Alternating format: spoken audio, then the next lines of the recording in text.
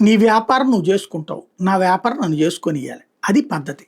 అది వదిలేసి నీ వ్యాపారమేమో పక్కన పెడతావు, నా వ్యాపారంలోకేమో ఏలు పెడతాను అంటావు.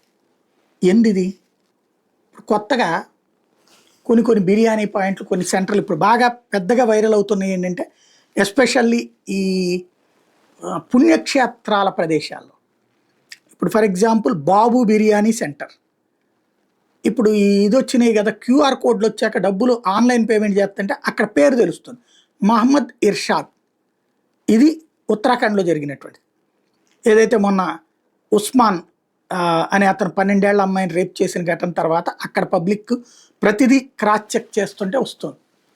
ఈ తిరుపతిలో కూడా ఇట్లాంటి ప్రాబ్లమ్సే ఉన్నాయి.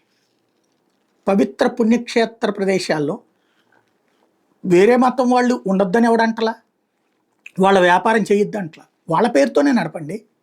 కానీ పేరు మార్చి ఈ మతం వాళ్ళమన్నటువంటి నమ్మకం కలిగించే ప్రయత్నం చేయడం అంటే మోసమే కదా. అది ఆలోచించాల్సిన అవసరం లేదా?